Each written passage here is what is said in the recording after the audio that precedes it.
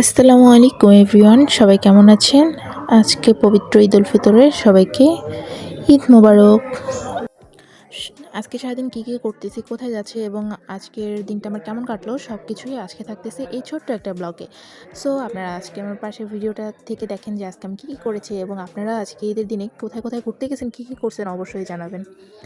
So সকালবেলা ঘুম থেকে উঠে রেডি হয়ে ঘরে টুকটাক কাজ করে সালামি কালেক্ট করছে সবার কাছ থেকে।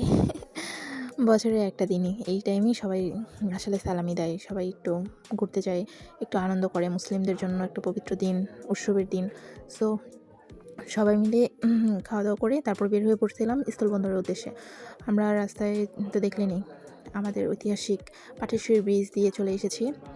আর নতুন ব্রিজের কাজ তো চলমান রয়েছে এবং এখানে এসে দেখতেছি যে স্থলবন্দরে প্রচুর প্রচুর মানুষ, আর এখানে অনেক কিছু নিয়ে বসেছে।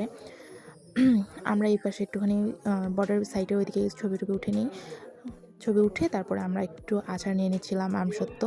আমরা সবাই মিলে চলে যাব কাঠের ব্রিজে। সো এই জায়গায় আমরা পাথরের এই পাশে উঠতেছিলাম। আমার তো ছোটো বাবাটা উঠে যে খুশি, একদম আনন্দে আত্মহারা। তারপরে আমিও উঠে গেছিলাম পাথরে। আমার আম্মু বলতেছিল নাম নাম নাম, পড়ে যাবি নামে। তারপরে ভাবি উঠছিল, একটু ছবি কালেক্ট করে তারপর আমরা চলে গেছিলাম কাঠ ব্রিজে। আমার আম্মুকে এই পাশে নিয়ে আসছিলাম আমি হাত ধরে, সেটা একটা ছোটো একটা ভিডিও করেছি। এবং এই পাশের কাঠ ব্রিজের যে ওই পাশের রাস্তাটা ছিল, প্রচুর গাছ ছিল, তখন আসলে বেশি সুন্দর ছিল। আসলে প্রাকৃতিক সৌন্দর্যটা তো সৌন্দর্যই হয়, তাই না? আর এইখানের গাছগুলো কাটার পরে না আগের মতো সৌন্দর্যটা নাই, তবে হ্যাঁ সৌন্দর্য আছে। প্রাকৃতিক সৌন্দর্য কখনোই কমে না, যদি গাছ থাকে সেটা আরও বেশি সৌন্দর্য দেখায়, এটাই আর কি পার্থক্য। তারপরে আমরা চলে গেছিলাম সোনাহাট ডিগ্রি কলেজে। সো ওখানে যেয়ে আমরা কিছু ভিডিও কালেক্ট করে নিই, আন্টিকে ছবি উঠাই দিই। তারপর ওইখান থেকে আমরা আবারও অটোতে উঠে যাই।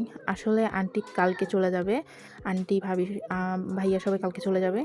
সো আমরা এই কারণের জন্যই একদিনই সব আসলে ঘুরতেছিলাম। আর এখানে আমি ভিডিওটা করছি কারণে দেখেন এই বালুটার ভিতরে কী আছে এমন। সব সময় দেখি যে এখানে আর কি ঈদের উৎসবের সময় ওই জায়গাটার ভিতরে ভরপুর মানুষ থাকে।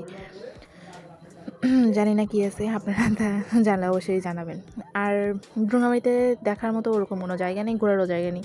এই তো আমার জানার মতে এই জায়গাগুলাই আসলে বের হই না বেশি। গেলেই পাটেশ্বরী ব্রিজ আর সোনাহাট ব্রিজ। আপনাদের কাছে কোনো লোকেশন থাকলে অবশ্যই জানাবেন, আপনাদের সামনে প্রেজেন্ট করব বা আমি যেয়ে একটু দেখে আসবো। আমার ভালো লাগবে, আপনাদেরও ভালো লাগবে। আর আমরা চলে আসছিলাম সন্ধ্যার আগে আগে একটু বাজারে। এদিকে বেশি দোকানপাট খোলা ছিল না, কিছু কিছু দোকান খুলছে, কাপড়ের দোকান, গাঁদামালের দোকান, এগুলো একটু খোলা ছিল। আর আমরা তারপরে চলে গেছিলাম মৌলানা ভাসানীর বাসায়। ওখানে যেয়ে আমি একটুখানি ছোটো ছোটো ক্লিপ নিয়ে নিচ্ছিলাম। দেখে নিই চেয়ারগুলো কত কত আগের, জিনিসপত্রগুলো কত আগের ছিল, এখনও কি সুন্দর আছে, একটু নষ্ট হয় নাই। আর মৌলানা ভাসানীর সম্পর্কে অনেক অনেক বই পড়েছি। আর মৌলানা ভাসানীর বাসা কিন্তু আমাদের বাসা থেকে হাইস্ট 20 টাকা ভাড়া অটো, অল্প কিছু দূরে। সো ওনার বাসায় যাওয়া নিয়ে আরেকটা ভিডিও করবো আরেকদিন। সো সেই ভিডিও দেখার পর্যন্ত সবাই অপেক্ষা করবেন, ওয়েট করবেন। আমি ভিডিওটা খুব শীঘ্রই দেওয়ার চেষ্টা করব। আর তারপর আমরা চলে গেছিলাম একটু দারচিনিতে যেয়ে দেখি যে চা নেই, আসলে চা খেতে গেছিলাম। সো তাদের কর্মীরা নাকি অফে আছে, এই কারণের জন্য নেই। ওখানে যে সবগুলো মিষ্টি ট্রাই করছি, আপনাদেরকে একটা ভিডিও দেখাচ্ছিলাম মিষ্টিগুলোর নাম।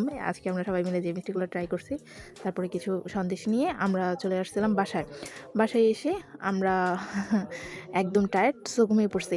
সো আপনারা সবাই কেমন আপনাদের ঈদগুলো কেমন কেটেছে অবশ্যই জানাবেন আমাকে কমেন্টে। আর আজকের ভিডিওটা এতটুকুই, সবাই ভালো থাকবেন, সুস্থ থাকবেন, ঈদ মোবারক। সামনে আরও ভিডিও দিব, ভিডিওর জন্য অপেক্ষা করবেন। আল্লাহ হাফিজ।